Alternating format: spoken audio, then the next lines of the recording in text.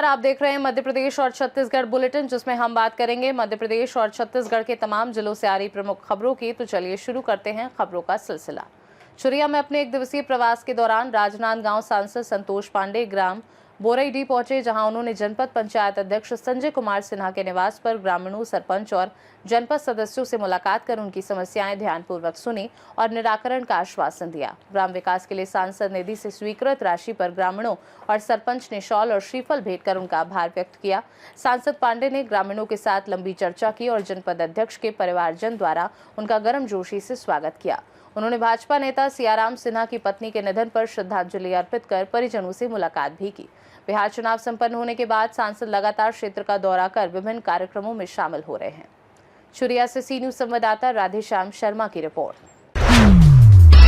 दतिया में लंबे समय से शिक्षा विभाग में हो रही शिकायतों, अनियमितताओं और विभागीय लापरवाही पर सख्त कार्यवाही करते हुए कलेक्टर स्वप्निल वानखड़े ने प्रभारी जिला शिक्षा अधिकारी यूएन मिश्रा को तत्काल प्रभाव से पद से हटा दिया है। पेंशन, पदोन्नति, क्रमोन्नति, सेवा पुस्तिका सुधार और वेतन विसंगति जैसे प्रकरणों के समय पर निराकरण न होने से शिक्षकों में बढ़ रहे आक्रोश, जनसुनवाई व सीएम हेल्पलाइन पर लगातार मिल रही शिकायतों और कार्यालय की उदासीनता ने प्रशासन को चिंतित कर दिया था। वहीं 69वीं राज्य स्तरीय विद्यालयीन क्रीड़ा प्रतियोगिता में अव्यवस्था, खिलाड़ियों के ठहराव व भोजन की कमी और कमजोर प्रबंधन ने स्थिति को और गंभीर बना दिया है। प्रशासन ने संकेत दिया है कि विभाग में और भी कड़े कदम उठाए जाएंगे, जिससे शिक्षकों और कर्मचारियों में सुधार की नई उम्मीद जगी है। दतिया से सी न्यूज संवाददाता नितिन दांत्रे की रिपोर्ट। जशपुर जिले के पत्थलगांव थाना क्षेत्र के भाटामुड़ा गांव में बीती रात लगभग 10 बजे कॉस्मेटिक दुकान में अचानक लगी आग से भारी नुकसान हो गया। व्यापारी दीपक यादव ने बताया कि दुकान रात 9 बजे बंद की गई थी, लेकिन 1 घंटे बाद ग्रामीणों ने दुकान से धुआं उठता देखकर आग की सूचना दी। ग्रामीणों ने बाल्टी और मोटर पंप से आग बुझाने की कोशिश की, लेकिन लपटें इतनी तेज थी कि दुकान का सारा सामान जलकर राख हो गया और दीवार भी टूटकर क्षतिग्रस्त हो गई। सूचना पर पहुंची दमकल टीम ने कड़ी मशक्कत के बाद आग पर काबू पाया। तब तक लाखों का नुकसान हो चुका था। पुलिस ने मामला दर्ज कर जांच शुरू कर दी है। क्या है, मैं 8:30-9 बजे लगभग यहाँ से दुकान बंद करके गया था और जस्ट मैं दुकान बंद करके मुंह कान धो के मैं खाना उना खा के बाहर तरफ बैठा हुआ था और मेरा सेकंड वाला जो किराना है उसको मेरा भाई चलाता है, तो वो लगभग 9 बजे लगभग वो यहाँ से घर गया। उसके बाद जैसे ही घर में घुसा है तो एक जन का फोन आया कि भाई तुम्हारे घर से धुआं निकल रहा है करके, और हम लोग जैसे ही आके देखे तो तब तक अंदर में पूरा आग लग चुका था लगभग, और इसमें पूरा लाखों का सामान पूरा जलकर राख हो गया। मेरा लगभग कोई 70-80 लाख रुपए का सामान था। मनिहारी कॉस्मेटिक क्रॉकरी आइटम का था, जूता चप्पल वगैरह का सारा चीज़ का सामान था। मैं बस मेरा यही मांग है कि मेरा जो जितना भी कर्जा है वो सब माफ़ हो जाए और बस। कर्ज लेकर दुकान किया? हाँ, कर्ज लेकर दुकान किया था, मैं लोन लिया था बैंक से। ये तो मैं जस्ट मेरे को कुछ समझ में नहीं आ रहा है कि कैसे अचानक आग लगा। क्या नाम है आपका? दीपक यादव, भाटामुड़ा। यह मैं मेरे भैया जी 8:30 बजे लगभग 9 बजे करीब यहाँ से गए घर। उसके बाद बंद करके मेरे किराने के बगल में दुकान है, मैं 9 बजे करीब यहाँ से गया। उसके बाद आधा 1 घंटे के बाद घर में हम लोग खाना वाना खा के जैसे रेस्ट करे तो फिर यहाँ से कॉल आता है कि नहीं आपके दुकान से धुआं निकल रहा है। हम लोग घर से हड़बड़ा के घर आते हैं, यहाँ दुकान आते हैं तो पता चलता है आग लगी बड़ी है। फिर वो शटर को उठाते तो पूरा यहाँ पे आग पूरा सब तरफ लपटे पूरा फैली हुई है। मौके पे आई थी, उसमें फ़ोन लगाते ही आधे घंटे में हम पहुँच गए। कितने का नुकसान है? भैया इसमें 80-90 लाख लगभग हमारी पूरी नुकसान हो गई भैया। क्या मांग है?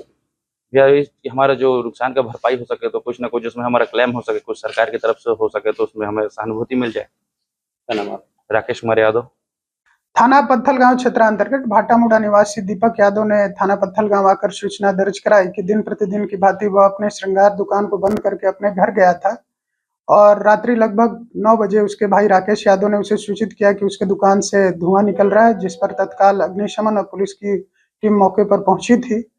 उसकी दुकान पर अज्ञात कारणों से आग लग जाने से उसे लाखों रुपए की क्षति हुई है, जिस पर आगजनी कायम कर लिया गया है। विवेचना जारी है और विवेचना के दौरान जो तथ्य आएंगे उनके अनुसार अग्रिम कार्रवाई सुनिश्चित की जाएगी। जशपुर से सी न्यूज संवाददाता दीपक वर्मा की रिपोर्ट।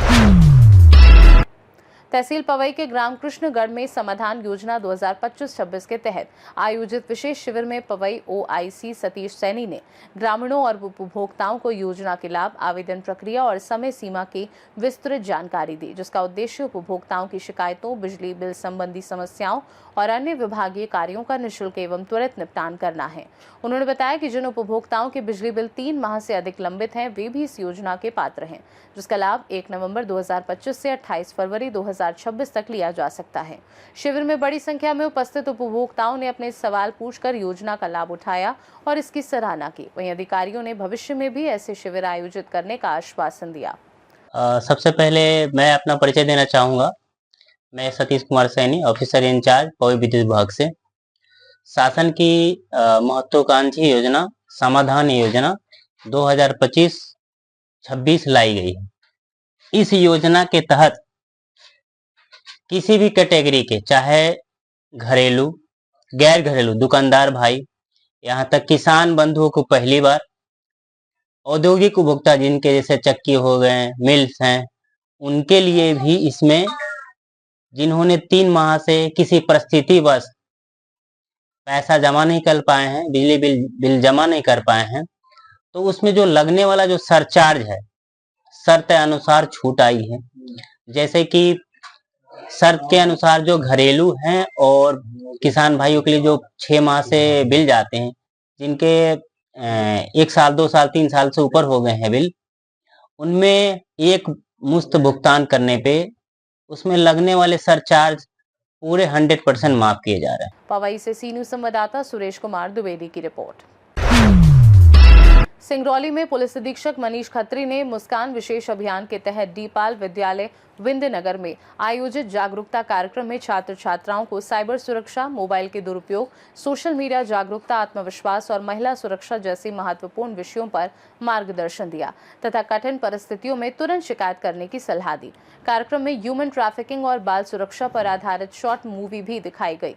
उन्होंने बताया कि जिले में इस माह गुमशुदा 11 नाबालिग बच्चों को सिंगरौली पुलिस ने सकुशल बरामद कर परिजनों को सौंप दिया है, जबकि पिछले माह के 16 गुमशुदा बच्चों को भी विभिन्न जिलों और राज्यों से खोज निकाला गया है।